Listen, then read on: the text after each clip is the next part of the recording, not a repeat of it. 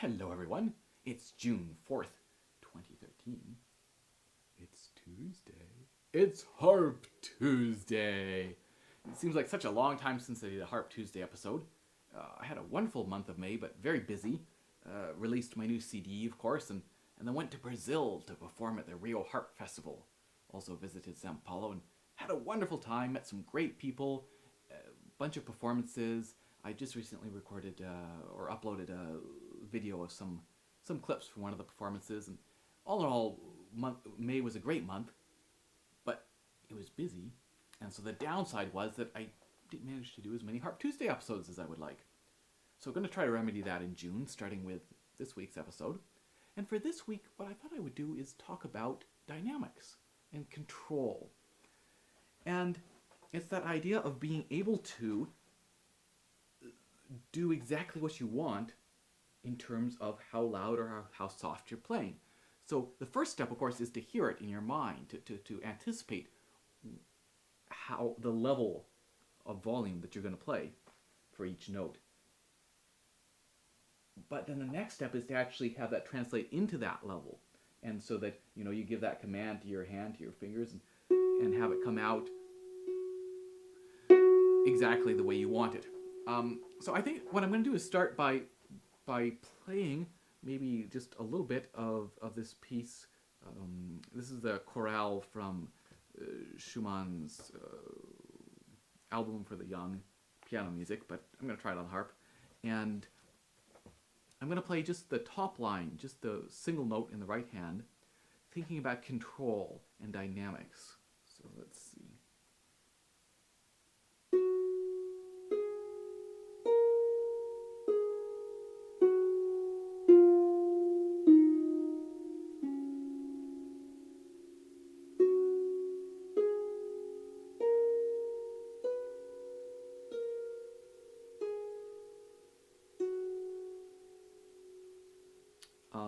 And of course, the actual piece has, both hands. We got 4-part harmony.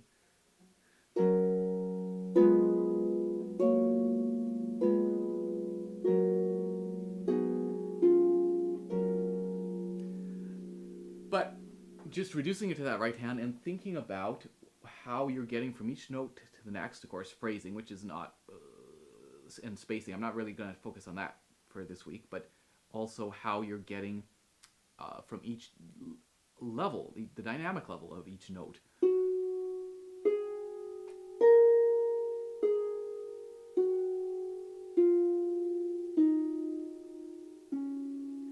So in that, we have a bit of a rise and a fall. We're getting more intense, and so we're getting a little bit louder. And then as we go down, we start to get a little bit softer. And then we come back up again. And again, get a little bit quieter as we come back down, etc. And I think sometimes we can fall into the trap of playing at the same dynamic level. And it's really important to build that ability to vary your dynamics. It's interesting. The harpsichord, right, has 2 dynamic levels. It's got the normal level, and then you can press a pedal and engage the coupler or whatever, and have basically, it's not kind of twice as loud type of thing. So you have a softer or loud like that. That's it. No graduation between those. And it means you have to do a lot with spacing in terms of phrasing and giving the appearance of getting more intense by how you space the notes. But of course, with a harp or with a modern piano, we can get more intense by getting louder, and we can back off by getting softer. And there's that wonderful ability to convey emotion through the changing dynamics. So dynamics are really, really important, and it's really important to be aware of your dynamics and being able to play, for example, softly. You might think, well, playing loud is hard because I have to use more strength, and so that's what I need to work on. But playing soft is a real skill as well. And in my episode about tone, of course, I talked about how even when you're playing soft, you can think about having that pressure on the strings before playing. It's just you're kind of releasing it before you play instead of as you play. good tone still even when it's soft. So playing soft is a skill and something to practice. And here's a little exercise that you can do to work on dynamics and control that ability to think something in your head and have it translate through your fingers onto the harp. And so you can take like a single note, 2 for example, start it really soft. It's just a whisper. And see if very, very gradually you can start to get louder.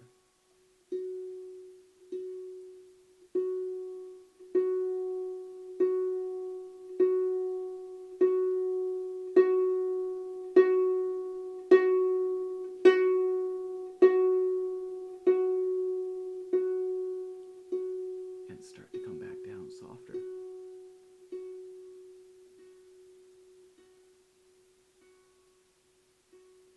And the goal of that is to try to make each note, like here's the first note, right, at this level, and the next note is just a tiny bit higher. A little graduation higher, a little bit. Just these really very subtle increases in volume until eventually you're playing as loud as you can, and then again you back down just a tiny bit softer and a tiny bit, that tiny bit, and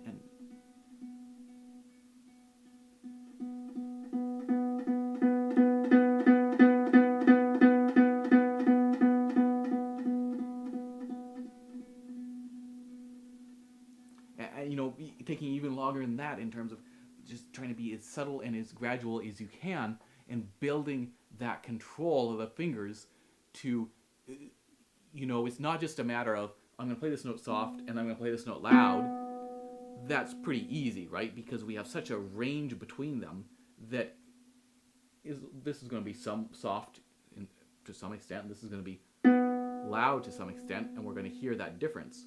But if we go, I want this next note to be just a tiny bit louder or a tiny bit softer, that requires so much more control and is a great thing to practice. And you can practice that with chords as well. As you can do a single note, but you can also do, let's start a little softer even.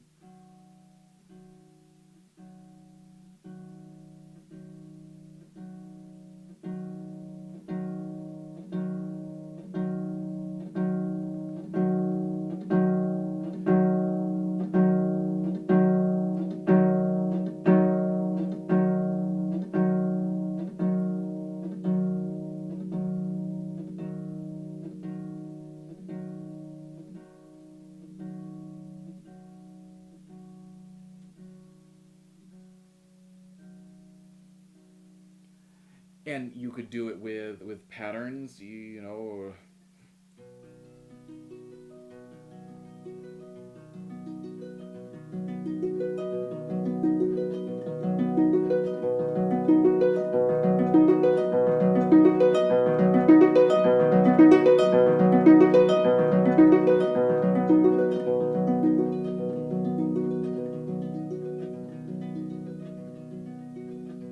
And of course you can also keep going back up and back down, and just practicing that very fine distinctions of levels. So I think that's a very helpful thing to do, as well as keeping in mind that idea that don't get stuck playing at one dynamic level. And it's funny because I had planned to do this episode, and then somebody emailed me asking about dynamics, and specifically, what do you do when you come to a piece that doesn't have any dynamics? Or if you've written a piece, what are some of the ways to put in dynamics? And I think it's kind of like fingering, in that what you want to do is build a sense, a taste, a palette, aesthetic sense of what good dynamics are like. So if you are playing from a lot of pieces that maybe have dynamics marked in, that are good dynamics, and you're getting that, building that sense of, oh yeah, this is what it's like. These are how dynamics work. And just as in fingering, you might have some basic guidelines, but there's always exceptions. So in this piece, this chorale, for example, throughout the piece, when we're going up, when we're traveling from lower notes to higher notes, or whatever it is, we're generally getting more intense and a little bit louder. And when we're going down,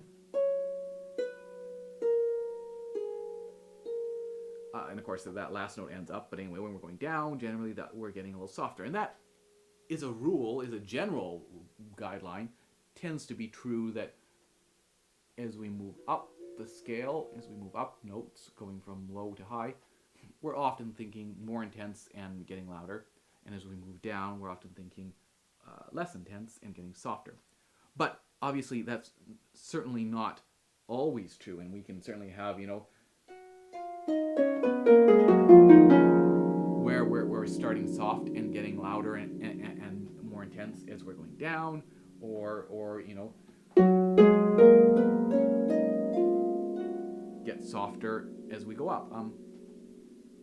But that's one thing to think about. And another thing in terms of looking at pieces that don't have dynamics and creating your own dynamics is always being aware of that longer line. And this ties in with phrasing as well, that when you look at a piece like this,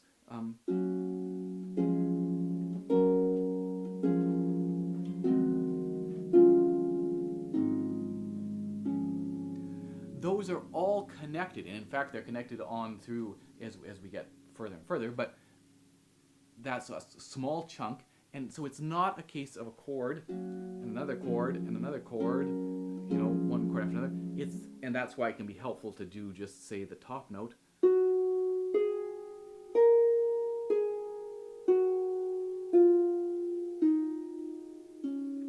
So that first chord leads us to that whole thing to here. And then, of course, we keep going, Oh. And it's still, that note there is tied into the very first note, which is that as well. That we have this sense of a longer line, and that can be a way, when we're aware of that, of seeing an overall bigger picture and getting a sense of, oh, this is how the dynamics should work. So being aware of that, and then also experimenting, right? And trying things out and trying to build that aesthetic palette of yes, this, so that when you experiment, you're able to say, well, no, that didn't really work, or yes, I like the way that sounds, or I'm gonna try that some more. I think that's good, but I'm not convinced. But don't be afraid to experiment and to say, I wonder what it would sound like if I play this section loud, or if I play this section soft, or if I had a big crescendo here and a big decrescendo here. Just having fun with dynamics, because they're a great thing, right? They're that ability to have in a piece, and I think you find this in particular in classical music, but in any piece, to have some of these contrasts where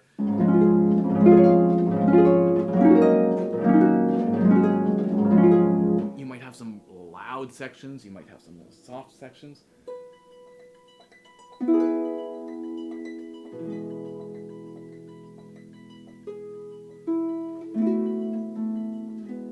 All within the same piece, and not only the writing and not only the phrasing, but also the dynamics can give it such interest and such excitement, and can be so effective in conveying that emotion that we want to convey.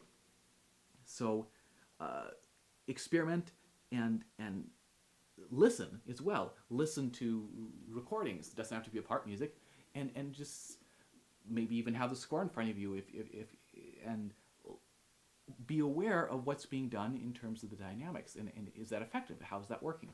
So anyway, just some thoughts on dynamics, but I think in particular that idea of control, of being able to have the fingers do exactly what you want them to do, and this little exercise of getting slowly soft to loud, back to soft to loud, etc. I think is a really great way to to work on that. So I'm going to try to play this whole piece to close things out, and I'm planning to do a new episode next week, so we'll try to get a few more done here in June. And until then, have a great week, and see you next week. Cheers.